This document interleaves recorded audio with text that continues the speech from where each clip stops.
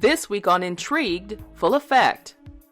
I miss the times that me and her used to just sit and watch movies across the bed, have movie nights on my bed, and eat popcorn. I miss her. And it's not a day that goes by that I don't think about her or pray for her.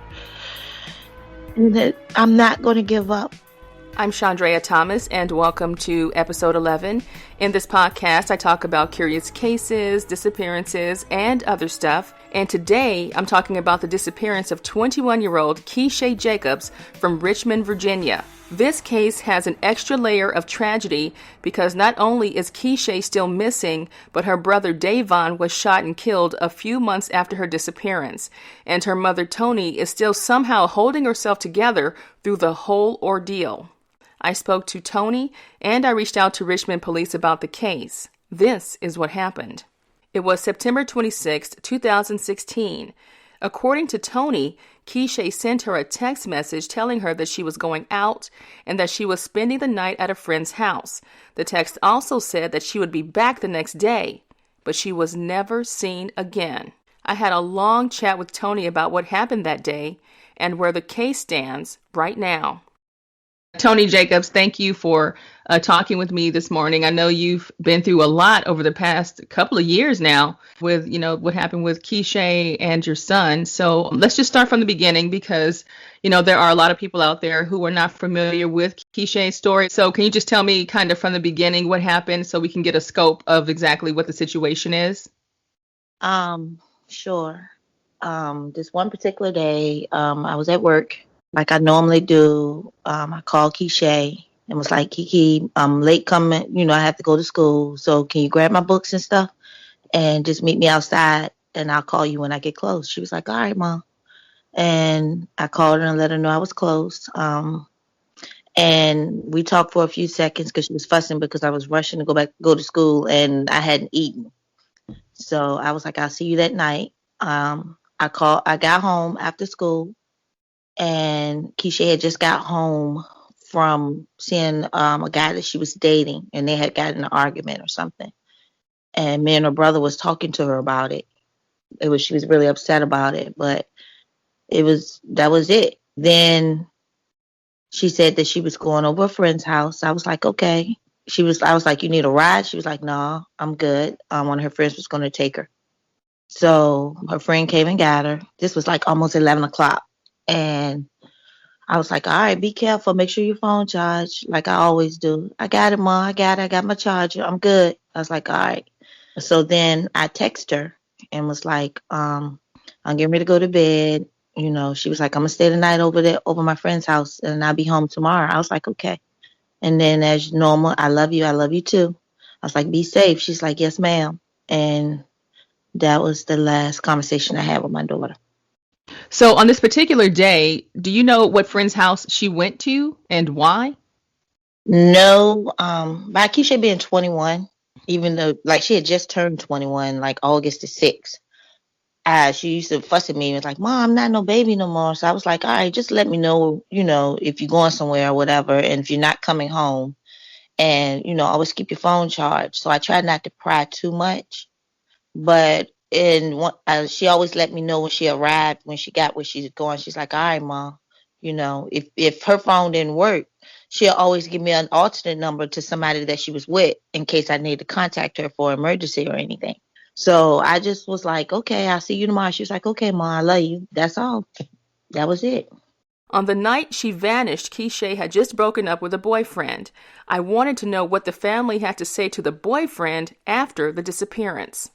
He knew my son, and so he came over to the house and he was like, they had an argument, and I guess Keeshae broke up with him or whatever the case may be. But the police also talked to him as well. He was, I think he was a little shaken up and a little scared of my son because my son was like, if I find out you did something to my sister, Mm-hmm. it's not pretty. But being they knew each other a long time, he was like, no, I would never do that. I'm sorry. I don't know where she's at. If I hear from her, I'll let her know. And he cooperated with the police and everything. So we didn't have any reason to think he had anything to do with it, being somebody else um, took her somewhere, which kind of cleared him a little bit because one of her best friends dropped her off at a house, which we didn't find out about until like 2 days after Keeshae went missing. Even though I called the friends like that next day, when it wasn't like Keeshae not for me not to hear from her by lunchtime the next day. And I'm like, hold on. And I called her brother, and her brother had just got out of jail. He was incarcerated for a period of time, and they were very close. And he was like, no, Ma, I was looking for Keeshae because I need her to cook me breakfast. I was like, Right. because that's how she treated him. She, she acted like she was the big sister when it came to him. As hours turned into days, the worry turned into panic because a lack of communication between Keeshae and her family was completely out of character. By the time I didn't hear from her, by the time I got off work, because usually I'm going to hear from Keeshae like 5, 6 times a day before I even get off work. So, and I was like, her phone is still going to voicemail, which is not like her, and I ain't heard from her. That's when I got worried. So I started calling her friends, and I was like, hey, have y'all talked to Keeshae? They was like, no, I ain't seen Keeshae. I'm going to call around and see if I was like, okay, okay. I wasn't, I was alarmed, but I wasn't too alarmed yet because I guess it didn't dawn on me that something could be wrong. Then that evening, I was like, I told her, I was sitting on the couch with her brother, and I was like, this is not like Kiki. He was like, I know, Ma. She talks to you all the time. I was like, I know. So I'm still calling her friends, and nobody said they heard from her. When the next day came with no response from her daughter, Toni went knocking on doors looking for answers. I got up and put my clothes on, and I went to people's houses, knocking on the door. Have you seen Keeshae? Have you seen Keeshae? I'm calling these friends. I was like, y'all still ain't heard from Keeshae. Y'all still ain't heard from Keeshae. Nobody's telling me nothing. Nobody said anything. And what hurts me the most is they knew they dropped her off somewhere, and they still didn't tell me. The police officer, he was like, well, how you know she's missing? She's 21. She can just not decide not to answer your phone call. I said, exactly. Her phone's been going to voicemail, and I pulled out my phone. I was like, look, this is my daughter calling me every day, all day long. Something is wrong.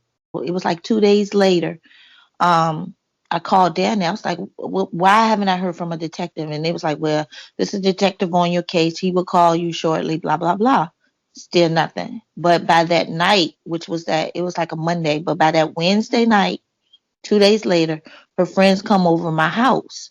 And they was like, I was sitting in the living room, and it was like 4 of them, 5 of them came, and it was like, Miss Toni, we dropped Keeshae off at this house over off of Broad near Shimarasa Park. I was like, okay, why didn't y'all tell me this? This is 2 days later.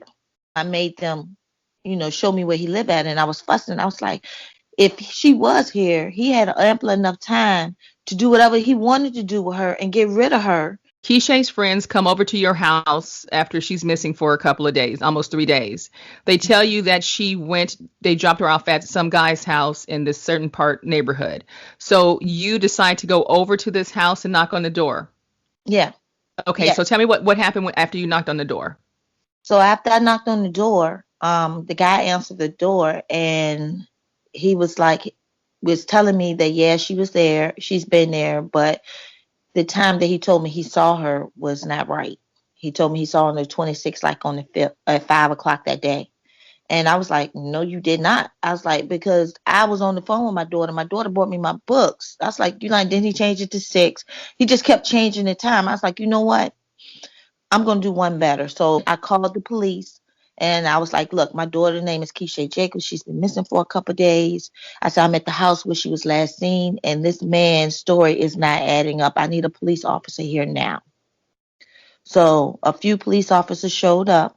Mind you, it still was not the detective that was supposed to have been on her case. So a couple of police officers showed up. He wouldn't allow the police officers in the house at first. And then he calls another detective. He comes over, walks in the house, and says she's not there. Nobody goes looking, searching through nothing, and found out she was there. So he was like, this is my card. I know who the detective is on your case. I will get with him, blah, blah, blah. I was like, okay. A few days went by. By that Sunday, I went to church, and I got out of church, and My friends was going to have a rally for Keeshae, over there by Shimaraz Park. We was going through the neighborhood and pass out flyers and everything. I get a phone call from the owners of the house. It's just fortunate that they saw the story.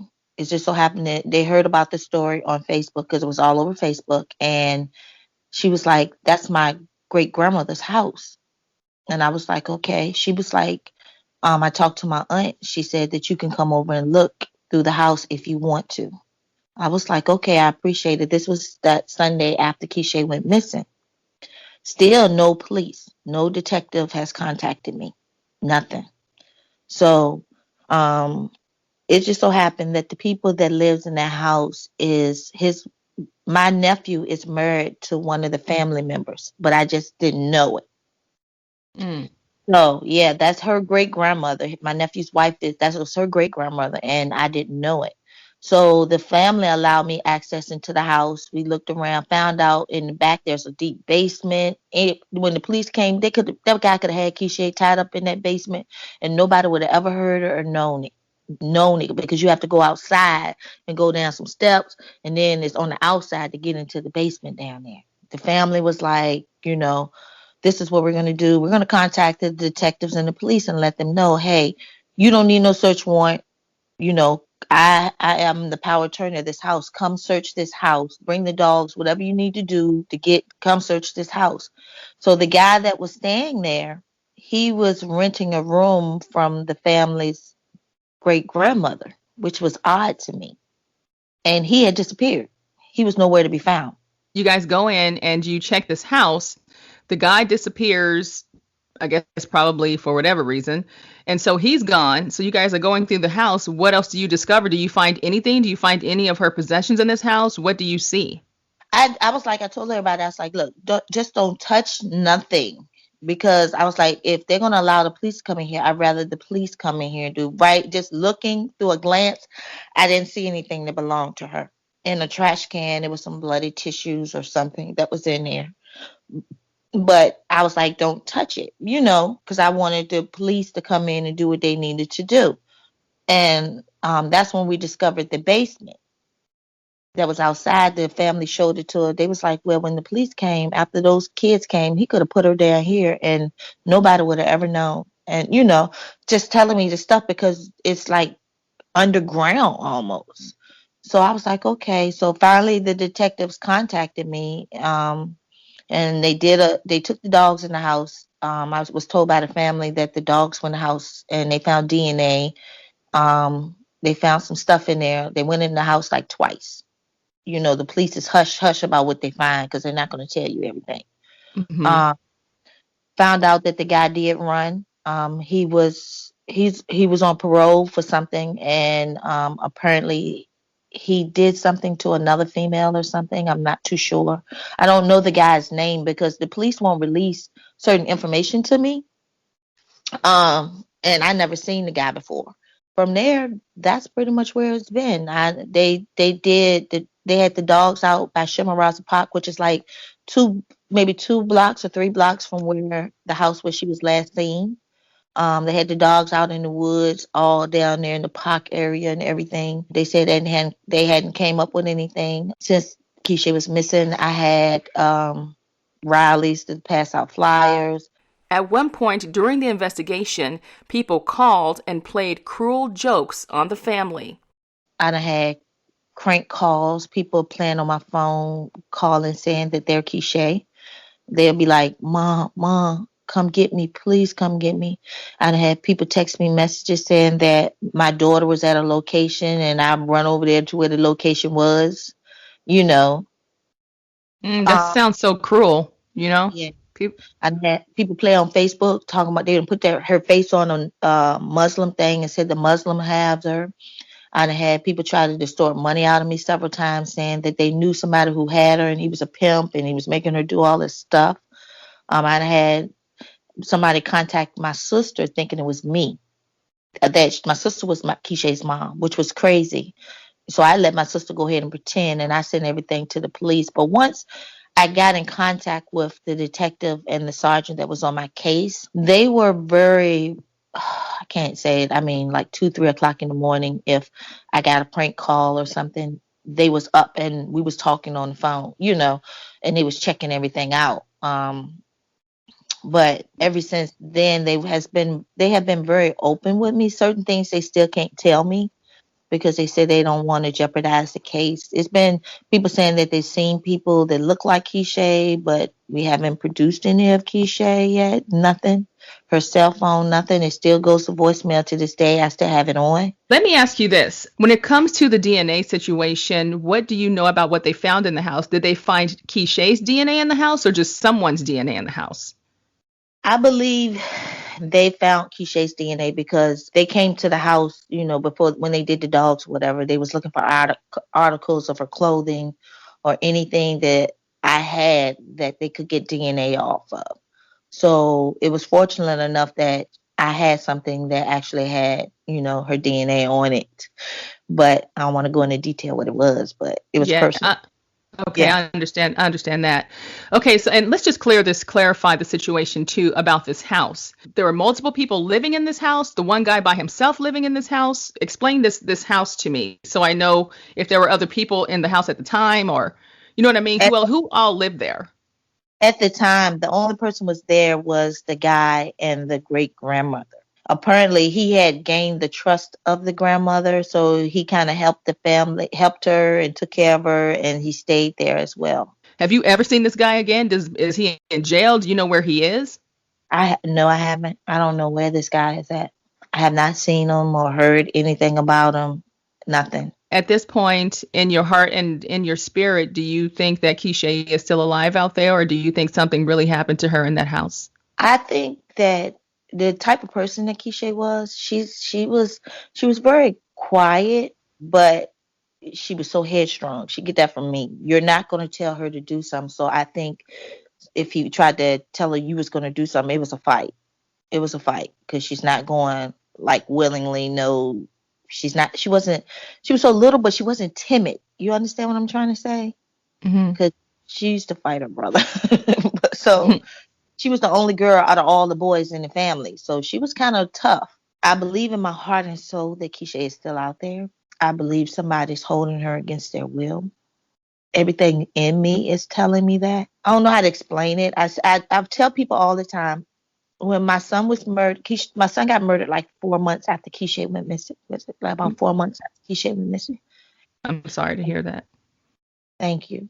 But I felt it. I don't know how to explain it. That night, even though I talked to him that day, that night, I mean, my children, we were very close. So it's nothing for him to call me all day long, Mom, what you doing? And Keeshae the same way, for no reason. I'd be like, please stop calling me. Leave me alone. You know. Mm-hmm. But they did. Ma, I called your phone. It was busy. Well, I couldn't get through. What's going on with you? Why I couldn't call you? I was like, Lord, I turned it off for a reason. But Right. but that night he got murdered, I was laying in my bed and I felt it. I couldn't explain it. It was like all I could do was just pray, and I was praying for my kids, and the whole time I was thinking Keeshae. I wasn't thinking my son, but I knew it was my kids. You know, and then when I got the knock on the door, not by the police, but somebody that heard about it on Facebook, said that he got shot. When they first got to the door, all I could think about was Keeshae. But I found out it was my son. With Keeshae not being here, I don't feel like she's gone. I really don't. Every dream I have, unless I'm in denial, every dream I have is somebody has her. I mean, somebody has my baby, and the only thing I want is for them to give her back. For her to be 21, she don't look like she's 21. Keeshae looks like she could pass for like 13 or 14 years old. I done had little kids pass her off as that young, you know what I'm saying? So she wasn't the one to wear a whole lot of makeup or any of that stuff. She was very petite. And I think somebody got her thinking they got some little young girl off of some little fetish that they have. And they think she belongs to them. But no, she belongs to me. That's my baby. And I'm not giving up. Toni's son Davon was shot and killed on January 8th of 2017 in South Richmond. The accused killer went to trial and he was given 15 years, but after new evidence and testing, he was granted a new trial. That trial starts this June. As I was researching the case, I came across some information about like some guy in jail who says he has information about her case. What do you know about that and how did you find out about it? I found out from the police. Matter of fact, I found out the 2 year when Keeshae was gone missing, the anniversary of 2 years. We was doing a balloon release, and the police pulled me to the side and told me about it. And they told me that it's a person that's incarcerated that has information, but he won't talk. But yet he says he has information. So why would he bother saying he has information if he doesn't want to talk? Are they still working to try to get this information from him? The way I understand it is they said they done went to see him several times. And one time they said something about he tried to commit suicide or something. So he was on suicide watch. But then it was time he was like looking disoriented, like he didn't know who they were or stuff like that. But they said it had been several times and he refused to say anything. And you know for sure that it's not the guy that you came and knocked on the door and saw. It's not that same guy. I don't know. Because they won't tell me who it is. They won't tell me who it is. I really don't know who. Honestly, I don't know. I wish I did know. But they won't say a word. And they was like, we can't tell you. It may jeopardize the case. Toni says when she asked about the name of the guy who lived at the house, the owners gave her a name. But they all soon discovered that name was fake. As far as the friends, what about them? Have they told you anything about this guy? I mean, you know, you would think that someone in her circle would know who she was dealing with. You know what I'm saying? See, that's my thing. I mean, since all this is going on, everybody said they was her friends. And that's what I want kids to know. That people ain't your friends. And since all this has happened, I don't see nobody. I have one of her friends that still keeps in contact. Just one. They still keeps in contact with me, checks on me, checks and see if Mom, you heard anything yet? She's coming home, Mom. Keep your head up. Keep your head up. I was like, all right, babe. You know, only one out of all them friends that say they Keeshae friends, just one. And like I told them, I was like, y'all withheld vital information. I said, if something happened to my daughter, you holds it over your head because you waited days to tell me that you dropped her out. You could have made a difference of Keeshae being home today because you decided not to give me some information. What, you just didn't feel I was important enough to have it? I'm her mother. And like I tell them, nobody would have known Keeshae was missing until I said Keeshae was missing, because I know my child. My daughter don't go days or barely all day long, 24 hours without calling or talking to me. Even if she mad, I'm going to know she's over something. She'd have been mad and be like, I'm moving out, Mom. I was like, all right, bye. And then next thing I know, I get a text. I'm staying in so-and-so house. I see you the weekend. So I talk to her every day. Every day, Mom, I love you. Love you too, baby. When it comes to her disappearance, what are the streets saying? What are people out in the streets saying? What are the rumors or happening as far as, you know, you getting information about that, especially when she first disappeared? Because sometimes people come up with their own theories about what they think happened. What did you hear at first? First, I heard Keeshae was pregnant and she was scared to tell me. So a lot of people don't know. Keeshae had the little pregnancy thing put in her arm. And that was her saying, Mom, I ain't ready for no kids, because, you know, my son has a little boy, and she's like, if my kid's gonna be anything like this little boy, I ain't having no children. So they said she's pregnant, and I knew we had just went to the doctor and got that thing redone in her arm. So I was like, no, she ain't pregnant. The police came, could she be pregnant? No. Here go the receipt for the thing at the doctor's. No, she had that thing in her arm, you know, the birth control in her arm. So no, she was not pregnant. It was, she ran off with a boyfriend or something like that. I was like, she ain't got to run off. What she going to run off for? She's 21. She ain't got to run off. And then people was like, well, you know, when I was her age, I rebelled and blah, blah, blah. I was like, well, you was not my child. Me and you didn't have the relationship. You didn't have the relationship with your mother that my children had with me.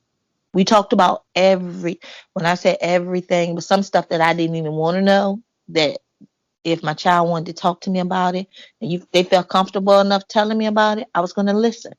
We were very, very close. Mm. So it's not something she had to run away for. And it was odd that the police officers, Detective Thompson, that's on Keeshae's case, and the Sergeant Smith, they sat me down. They was like, she was like, they because Keeshae's phone was in my name, they was able to get access to her phone records. And it was like, your daughter loved you. I was like, that's what I'm trying to tell you. It was like, she told you some stuff. I was like, yes.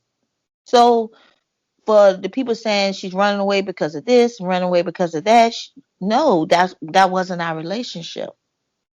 She just wouldn't leave. And if she wanted to go somewhere, I have a sister that lives in Vegas. I have family that live in Atlanta. My brother was living in Denver at the time, and family in St. Louis. She had so many places to go. And my sister that lives in Vegas was like, Keeshae, come stay with me for a year. Mama, you going? I was like, no, girl, you go. I ain't going. She was not going to leave me. She was not going to leave me. So it's crazy. I wonder, with all of the tragedy that you've experienced over these past couple of years, how do you get through your days? How do you function? Because that's a lot. Hmm. It's a lot of prayer. I pray a whole lot, and I am blessed to have so many good friends and family members that push me. And sometimes I think they can feel when I'm not in a very good mode or whatever, and somebody always shows up to be like, "Come on, Toni, come on," and not or just to be here for me and listen, you know. But usually, everybody that's in my circle, they even if they want family, they were so close to me and my kids that it was like my kids called them auntie, or uncle or something like that. But no, it's just, and then I'm like driven because I was like, when Keeshae went missing, there was nobody to help me. This was new to me and it was scary and I didn't know what to do or how to do it. So now I just try to help other people that's going through what I'm going through. Yeah, and that's what I find interesting too, because I wanted to ask you that you just answered my question almost, as far as what would you do differently knowing what you know now compared to what you did in the beginning of all of this? The crazy thing is, I played that over in my head a lot. What could have I done to prevent my daughter from going missing? And I don't know what else I could have done. I don't know what else I could have done. I always tried to tell her, make sure you have your phone on. Keeshae, I'm not prying in your business. Just let me know that you made it where you're going safely. And if your phone's not working, just give me another number just to get in contact because something happens. I can put my hands on you. But I don't know. She was the type of child that even though she was 21 and she stayed with me, she used to be like, Mom, is it okay if I go spend the night at somebody's house? Mom, over so and so house, is it okay if I spend another night? I'll be like, girl, I don't care because, I need my break from you sometimes. But then I miss the times that me and her used to just sit and watch movies across the bed, have movie nights on my bed and eat popcorn. I miss her. And you feel in your spirit that she's still out there somewhere. You feel that. You feel like she is still alive. So that's, that is something. Yes, ma'am. I push her flyers on Facebook. Whoever would listen, I don't care how I do it. I do what I can to try to push it and make her face be known. Here in Richmond, I try to help other people that has missing families using Keeshae. Like this will be my third year doing a missing persons day here in Richmond. I partnered up with the police department, you know, to help do an event to bring more families out because it's so many people missing and people's not talking about it. And I don't understand why people are not talking about it if their family members are not here. This is crazy. I mean, there's certain things that I walk past during the day that remind me of Keeshae or remind me of Davon or both of them together. I was like, how do people function not be pushing and fighting for their kids? I don't understand. I reached out to the Richmond Police PR department about Keeshae's case, and I asked about suspects, DNA evidence, leads, and tips, and I didn't get very much, but I did basically get a response saying they're looking for information in the case and that there's a reward up to $1,000 for information leading to an arrest, adding that the family also has a $3,000 reward of their own.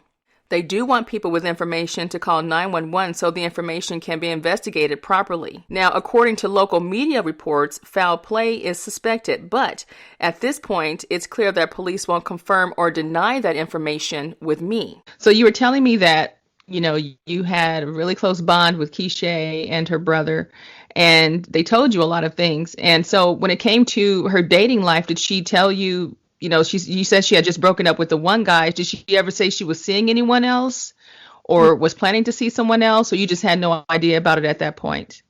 She didn't say that she was seeing anybody else. Keeshae and Davon both were the same way. If it was just somebody casual, like somebody that liked him and they really didn't know if they like him or not, they didn't bring him around me. I didn't meet everybody that liked them. The only people I met was the people that they really cared about or they really liked, and they felt it was okay to bring around mom because they was like, my mama crazy, y'all, so I can't just bring everybody around her.